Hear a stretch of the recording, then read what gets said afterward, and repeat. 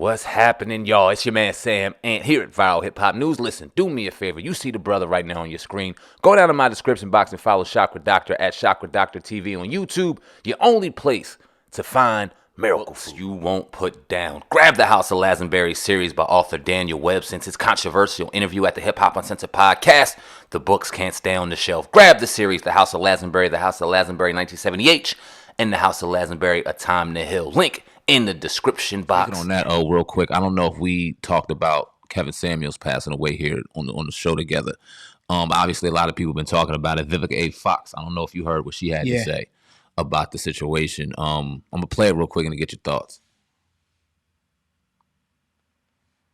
My honest opinion, he really was. I didn't find anything about him to be human. He insulted African American women on a consistent basis.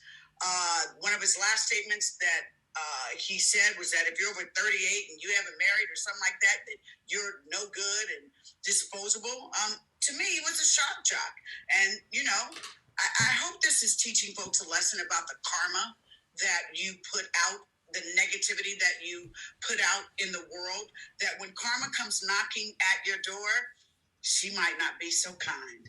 So, you know, the fact that he killed over real quick and was supposedly with a woman that we don't.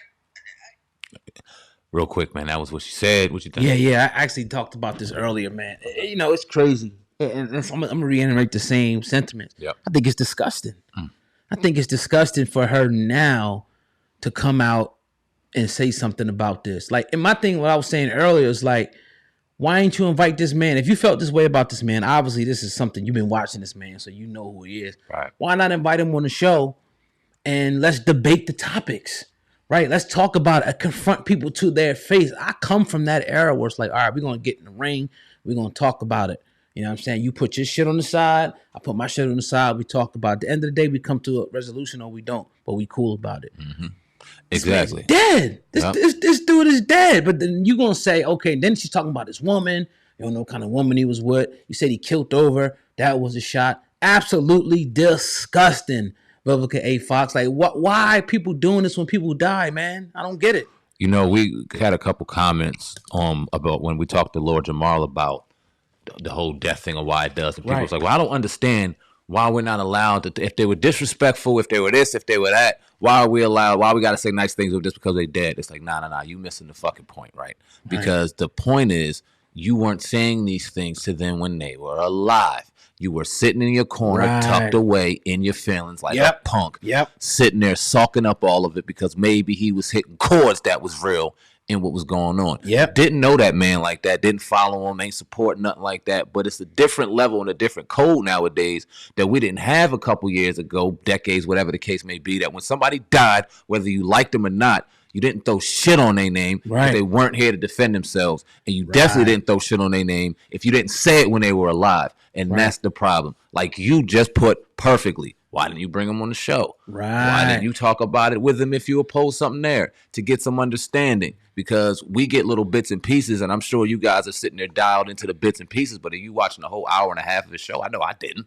Right. But he articulates different things, and this whole is totally different than a 2-3 minute sound bit when it's a whole hour and a half conversation that gets bringing to take out of context. You would think Vivica A. Fox would know that, but obviously some things struck a chord with her that he said. And he got that vitriol. It's sad. Yeah, it is, man. And I think, like I said, I forget who I was talking about, but I think what will happen if they did bring him on is they will kind of find out that a lot of the stuff that he's saying was 100% factual. And like you said, it's hitting core. Just like I said, earlier, like if somebody says your breath smells like shit and it smells like shit, even though you know it smells like shit, you're going to be a little bit offended. Shit hurt. You know what I mean? Like, damn, you know what I'm saying? Somebody else know this shit now. God damn. You know what I'm saying? Somebody say you fat as hell. You fat as hell.